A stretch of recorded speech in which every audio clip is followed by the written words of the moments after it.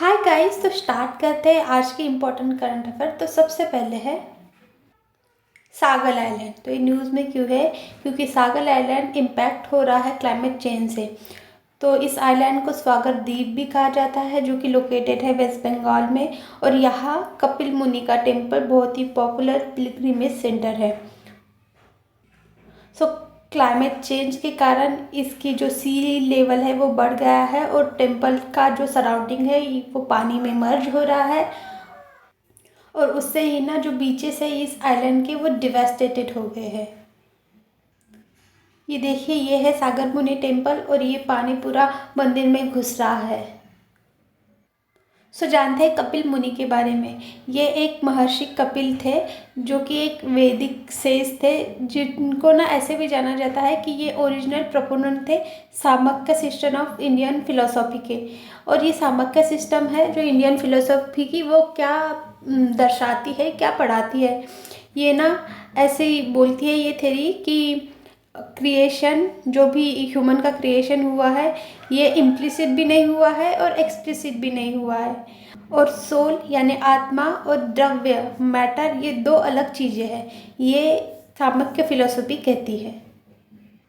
Next है हमारा farmer producer organisation. तो ये न्यूज़ में क्यों है? क्योंकि Indian council for research on international economic relation, इन्होंने एक रिसेंट के एनालाइज किया है चैलेंज जो कि फार्मर प्रोड्यूसर ऑर्गेनाइजर फेस करती है। तो ना सजेस्ट भी किया है नेसेसरी रिफॉर्म। तो ये क्या है? ये एक फार्मर प्रोड्यूसर ऑर्गेनाइजेशन एक ऐसी ऑर्गेनाइजेशन है जो कि फॉर्म हुई है फार्मर के द्वारा। ये ऑपरेट करती है on the basis of the product, by the product, for the product, यानी प्रोडक्ट के लिए, प्रोडक्ट के तरफ से और प्रोडक्ट के अनुसार। देखिए इसका पर्पस क्या है। पर्पस ये है कि रिप्रेजेंट करती है वेरियस गुड, जिसमें आ जाते हैं agriculture product, non farm item या आर्टिसन गुड।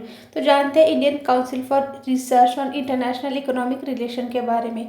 ये एक ऑटोनॉमस ऑर्गेनाइजेशन है जो कि पॉलिसी ओरिएंटेशन का काम करती है, और as a non profit organisation think tank based काम करती है। इस्टेब्लिश हुई थी 1981 में। देखिए इसका काम क्या है। ये वेरियस इकोनॉमिक पॉलिसी को रिसर्च करती है और इन्फॉर्म करती है, इन्फ्लुएंस करती है जितनी भी पॉलिसी मेकिंग हो रही है इंडिया में उनको, पर्टिकुलरली एरिया जैसे हो गए trade, investment, macro economics and technology के फील्ड में। नेक्स्ट है हमारा इथियोपियन वुल्फ। तो ये न्यूज़ में क्यों है? क्योंकि रिसेंटली एक रिसर्च आई है और उसने हाईलाइट किया है कि जो ये वुल्फ है ना, वो प्लांट के पॉलिनेशन करने में हेल्प करते हैं। ये वुल्फ है ना, ये स्पेशलाइज्ड रोडेंट हंटर है, यानी चूहे खाने वाला है। इसकी अभी कुछ ही स्पीसीज बची हुई है, और ना अफ्रीका में इसे इंडेंजर कार्निवोरस के लिस्ट में डाला गया है। ये कहाँ रहते हैं? आइसोलेटेड स्काई आइलैंड में रहते हैं, जो कि हाई अल्टीट्यूड के रीजन रहते हैं, वहाँ रहते हैं ये। देखिए ये ऐसे पॉलिनेटर क्यों जाना जा रहा है। तो ये क्या करता है ना, जो भी रेड हॉट पोकर के फ्लावर रहते हैं उनसे इंट्रैक्शन करता है, और ये ना कम से कम 1.5 घंटे में ही 30 से ज़्यादा फ्लावर को विजिट करता है, और उससे ना ये पॉलिनेशन करता है। नेक्स्ट है हमारा United nation international justice council. तो ये न्यूज़ में क्यों है? क्योंकि रिसेंटली यहाँ जो हमारे जज है जस्टिस मदन लोकुर, ये अपॉइंटेड हुए हैं 2028 तक। तो ये क्या है? ये एक ऐसी ऑर्गेनाइजेशन है जो कि इस्टेब्लिश हुई थी यूएन जनरल असेंबली के द्वारा, जो कि एक पार्ट है न्यू इंटरनेशनल जस्टिस सिस्टम का, और हेल्प करती है independence, professionalism, accountability in the administration of justice system, जो कि यूनाइटेड नेशन का है। तो इसके मेंबर जो रहते हैं ना, वो अपॉइंटेड करते हैं सेक्रेटरी जनरल, वो और अभी अपॉइंट हुए हैं हमारे इंडिया के मदन लोकुर। ये है हमारे जस्टिस मदन लोकुर। नेक्स्ट है हमारा सिफेलोपॉड्स। तो ये न्यूज़ में क्यों है? क्योंकि एक स्टडी में अभी जाना गया है कि इनमें कॉग्निटिव स्किल रहती है, जो कि इंस्पायर करती है डिबेट करने के लिए उनके ट्रीटमेंट पर। तो ये यानी होशियार रहते हैं।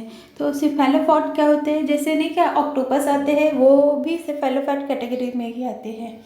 तो ये एक मोस्ट मॉर्फोलॉजिकली और behaviourally complex class of phylum Mollusca है, जो कि कैरेक्टराइज किए जाते हैं उनका मर्ज हेड और फुट, यानी ऑक्टोपस रहता है ना, उसका हेड ये रहता है और ऐसे टेल रहते हैं, वो मर्ज रहते हैं, और रिंग रहती है जिसके सराउंडिंग में हेड रहता है। देखिए ये है सब सिफेलोपॉड्स, और बहुत चतुर जानवर रहते हैं ये। इनकी डाइट क्या है देखिए, सभी तो कार्निवोरस रहते हैं, यानी मांस खाने वाले स्पीसीज रहते हैं, लेकिन मैंने उनमें से ना स्किल्ड हंटर भी रहते हैं, यानी वेरी फाइन हंटर भी रहते हैं। और कुछ ना पैसिवली फीड होते हैं, जो भी फ्लोटिंग डेब्रिज रहते हैं समुद्र में उड़ते रहते हैं ना, जो भी डेब्रिज कचरा या फिर छोटे छोटे फिश, उन पर खाना खाते हैं ये। और इनका ना वेल डेवलप्ड नर्वस सिस्टम भी होता है और एक कॉम्प्लेक्स सेंसरी ऑर्गन भी होता है। और ना ये केपेबल रहते हैं कॉम्प्लिकेटेड फॉर्म ऑफ लर्निंग के लिए, जो है रिवर्सल लर्निंग। नेक्स्ट है हमारा बिटुमिन। तो ये न्यूज़ में क्यों है, क्योंकि रिसेंटली जो हमारे union minister of road transport and highway है, इन्होंने इनॉग्रेट किया है 1 किलोमीटर स्ट्रेच एशिया का पहला बायोलिट्यूमिन ब्लेंडेड सरफेस। तो क्या है, जिससे रोड बन गया है अभी, ये एक ना bitumen dense highly viscous petroleum based hydrocarbon होते हैं, जो कि मिलते हैं ऑयल सैंड में, पिच लेक में, और रेसिड्यू रहते हैं जितने भी डिस्टिल्ड क्रूड ऑयल का उनमें। जानते हैं बायो बिटुमिन के बारे में। ये एक पेट्रोलियम का अल्टरनेटिव रहता है बिटुमिन के लिए और असफॉल्ट के लिए, जो कि एक सस्टेनेबल अल्टरनेटिव है ट्रेडिशनल असफॉल्ट का। और ये डिज़ाइन किया गया है लोअर करने के लिए कार्बन के फुटप्रिंट। रोड कंस्ट्रक्शन में जितना भी कार्बन निकलता है तो अभी उसमें नहीं निकलेगा, कम निकलेगा। तो ये बना हुआ होता है non petroleum based renewable sources के, जैसे हो गया वेजिटेबल ऑयल, इनसे ये बना हुआ होता है। तो एडवांटेज क्या है, ये एक सस्टेनेबल अल्टरनेटिव है, लो कार्बन फुटप्रिंट है और इम्प्रूव करता है इन्वायरमेंट परफॉर्मेंस। देखिए इसकी एप्लीकेशन क्या क्या है। ये वेरी वर्सेटाइल है, यूटिलाइज होता है वैरायटी ऑफ एप्लीकेशन, जैसे हो गए रोड की पेविंग करना, उसे रूफिंग करना, वाटर प्रूफ करना, ये सब में बायो बिटुमिन अभी यूज़ होता है। नेक्स्ट है हमारा हाइड्रोकार्बन। तो हाइड्रोकार्बन क्या होते हैं, ये ऐसे केमिकल कंपाउंड होते हैं जिसमें हाइड्रोजन और कार्बन एटम प्रेजेंट रहते हैं, और ये मिलते हैं क्रूड ऑयल में, नेचुरल गैस में, कोल में या अदर इम्पोर्टेंट एनर्जी सोर्सेस में। ये देखिए methane, ethane, propane, butane. Myth में कैसा रहता है, 1 कार्बन CH4 मीथेन, इथेन में 2 कार्बन H6, ये हो जाते हैं सब हाइड्रोकार्बन। नेक्स्ट है हमारा यूथ को लैब। तो ये क्या है और न्यूज़ में क्यों है, ये देखते हैं। तो रिसेंटली अटल इनोवेशन मिशन, नीति आयोग और यूनाइटेड नेशन डेवलपमेंट प्रोग्राम ने पार्टनरशिप किया है सिटी फाउंडेशन के साथ और लॉन्च किया है 7th edition of youth colab national innovation challenge 24-25 के लिए। तो ये क्रिएटेड हुआ था 2017 में by United Nation Development Organisation और सिटी फाउंडेशन के द्वारा। और इसका एम क्या है, एम्पावर करता है, इन्वेस्ट करता है यूथ में कि वो एक्सेलरेट करे, इम्प्लीमेंट करे sustainable development goal through leadership, social innovation और एंटरप्रेन्योरशिप। देखिए ये जो है ना यूथ कोलैब, ये लॉन्च हुआ था 2019 में इंडिया में, और कोलैबोरेशन था इंडियन अटल इनोवेशन मिशन और नीति आयोग का।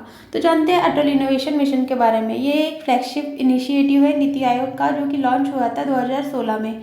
इसका ऑब्जेक्टिव है क्रिएट करना, इनकरेज करेगा इन्वायरमेंट ऑफ इनोवेशन और एंटरप्रेन्योरशिप स्कूल में, एजुकेशनल ऑर्गेनाइजेशन में, रिसर्च इंस्टीट्यूट में और इंडस्ट्रीज और MSMEs में भी।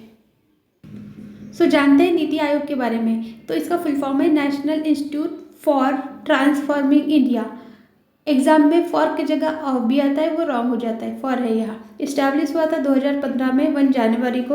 और ये क्या है, ये पॉलिसी थिंक टैंक है इंडियन गवर्नमेंट का, जिसने ना रिप्लेस किया था प्लानिंग कमीशन। और ये फोकस करता है इंक्लूसिव डेवलपमेंट में, कोऑपरेटिव फेडरलिज्म में और सस्टेनेबल ग्रोथ में। और ये ऑर्गेनाइजेशन हेड की जाती है प्राइम मिनिस्टर के द्वारा, और कुछ मेंबर भी रहते हैं, जिसमें रहते हैं स्टेट के रिप्रेजेंटेटिव और कोई एक्सपर्ट। नेक्स्ट है हमारा केरला त्रिशूरपुरम। तो ये न्यूज़ में क्यों है, क्योंकि केरला हाईकोर्ट ने ना एक डायरेक्टिव इशू किया है कि इस फेस्टिवल में एलिफेंट का यूज़ होता है ना, तो उसकी सेफ्टी इंश्योर करें।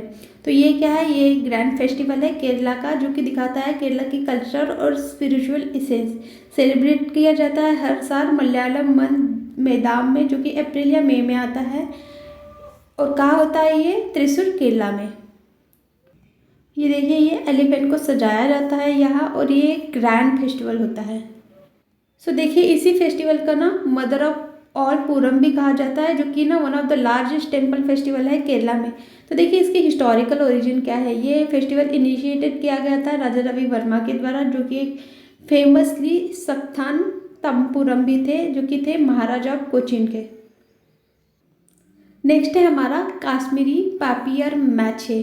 तो ये क्या है और न्यूज़ में क्यों है? तो ये एक ना हैंडीक्राफ्ट है, जो कि अभी न्यूज़ में इसलिए है क्योंकि इन्होंने ना डोडो का पापियर मैचे बनाया है। तो डोडो एक ना बर्ड है, डक है, जो कि अभी एक्सटिंक्ट हो गया है 343 ईयर पहले ही। तो जानते हैं इसके बारे में। ये एक ट्रेडिशनल हैंडीक्राफ्ट है काश्मीर वैली का, और इंट्रोड्यूस किया गया था 14th सेंचुरी के सेंट थे, मुस्लिम सेंट मीर सईद अली, जो कि ना पर्शिया के थे। और ये क्राफ्ट ऐसे भी जाना जाता है कि ये इनका इंटरेस्टिंग डिज़ाइन होता है, जो कि यूज़ होता है पेपर के पल्प, और क्रिएट करते हैं कलरफुल और रिची डेकोरेटिव आइटम। सो देखिए ये होते हैं वेरी कलरफुल काश्मीरी पापियर माशे। तो ये आइटम ना हैंडीक्राफ्ट है, जो कि घर में बनता है, वर्कशॉप में बनता है, मेनली श्रीनगर और other part of Kashmir valley में। तो इसके कॉमन प्रोडक्ट क्या है? वेस, बाउल, कप, बॉक्सेस, ट्रे और लैम्प बेस। और ये रिसेंटली ना डोडो बर्ड का इन्होंने मैशे बनाया है, इसलिए इसको अटेंशन मिल रहा है और न्यूज़ में है। सो देखिए ये है डोडो बर्ड, जो कि एक्सटिंक्ट हो गया है। तो जानते हैं डोडो के बारे में। इसका साइंटिफिक नेम है रैपस कुकुलाटस। एक्सटिंक्टेड फ्लाइटलेस बर्ड है, यानी ये उड़ता नहीं था, और एंडेमिक था मॉरिशस में, जो कि ईस्टर्न मादागास्कर में आता है, इंडियन ओशियन में। और जैसे पीजन हो गया, कबूतर, डोज, ये लोग भी ना इसी फैमिली के आते थे, जिससे ना डोडो आता था। सो अभी इतना न्यूज़ में क्यों है? डोडो का कनेक्शन क्या है? तो ना क्रिसमस चल रहा है, तो इसके 50,000 से ज़्यादा भी पेपियर माशे डोडो शिफ्ट हुए हैं यूरोप के मार्केट में, मॉरिशस में। और डोडो तो एक्सटिंक्ट हो गया था 1681 में, लेकिन ये अभी भी नेशनल एम्बलम है मॉरिशस का, जो कि इम्पॉर्टेंट बनाता है और कल्चरली भी सिग्निफिकेंट बनाता है। So that's it guys, thank you so much for watching. Video अच्छा लगा होगा तो please like, share, subscribe and follow for more.